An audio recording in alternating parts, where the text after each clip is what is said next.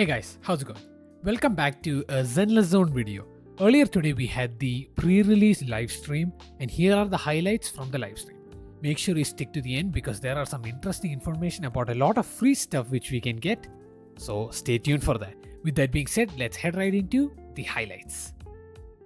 The stream started with a pretty basic introduction where they went over the characters and the main theme behind the game.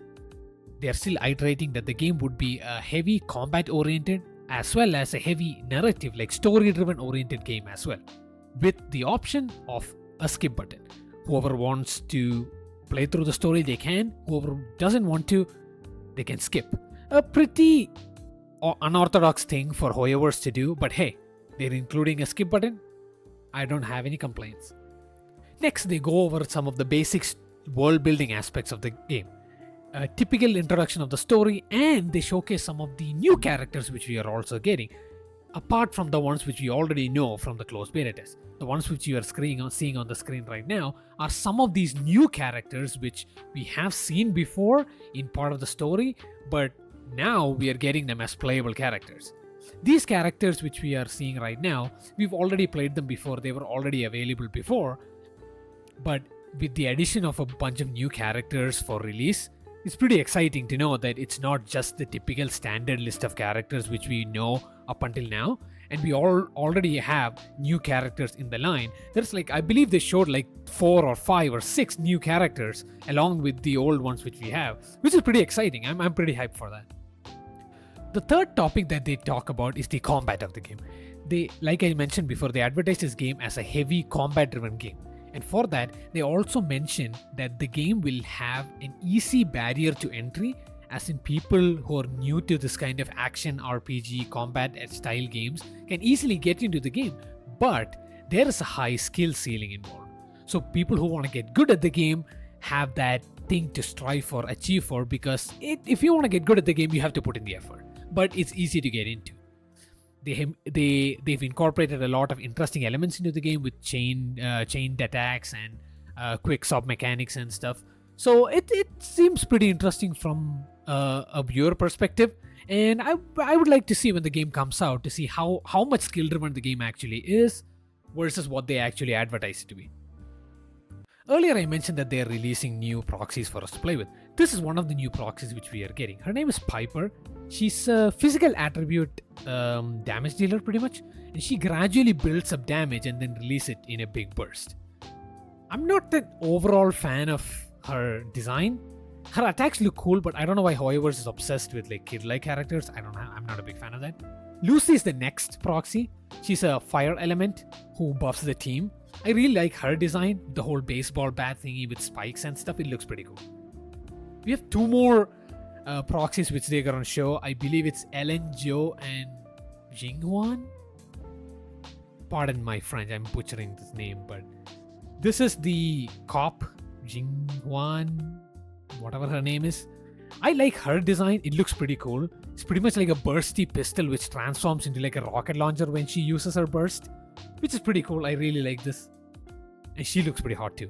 Then you have this is Ellen Jo, and she's a maid with a shark tail with a pretty badass sword, and she launches ice.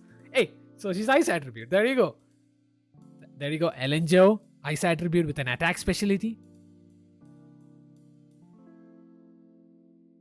And then Ju Yuan, yes, there you go. He's an earth element. Exceptional burst damage. The next thing on their list is the bang boost. So we all know the bang boost from the previous ones. They are personal AI assistants which can assist you in combat as well. Everyone had some issues with bang boost before, where of course you have to summon for them, right? And it's typically what you see in any other gacha game. You can consider it similar to weapons. You summon for weapons, you can lose the 50-50. Shit, fuck. But they modified this. They made some changes to the bang boost system where you can actually get bang boost without summoning too, and the higher tier ones which you want to summon, you won't lose it. So there is no 50-50 for the bang boost. If there is one which you are particularly summoning for and you reach the PT, you will get it, which is a really nice system. I like it. The same system exists in Wuthering Wave's weapon banners as well. So you'll never lose your 50-50 on weapon banners. So So basically the same concept is being applied to the bamboo system over here. The next thing they talk about is a little more world building and details to how they incorporated more mechanics into typical daily NPCs which you see. More interaction, more reactions from the NPCs when you interact with them, etc. And I'm pretty sure they knew exactly what they were doing with this one, because holy goddamn, that's something else. Up next, they talk about a new feature where you can invite agents to your adobe. Basically, any agent which you've encountered in the story thus far can be invited, which is a pretty cool system. And with the live release, we'll also have a couple more chapters into the story as well. I believe we have main chapter 2 and a prelude chapter as well, which is added on top of the base 2 chapters which we had in the previous closed betas. So I believe a total of 4 chapters. Next, they talk about the improved exploration mechanic. There is this NPC which you can find, this big giant cat. If you're stuck in terms of exploration, you can talk to this cat and he'll give you guidelines on what you need to collect to get and unlock the next thing, or what you're missing. Basically like a checklist. So this NPC will be available in whichever map you go to, and you can use him for guidelines on how to complete your exploration. Now for the main gameplay system, the Hollow Zero map.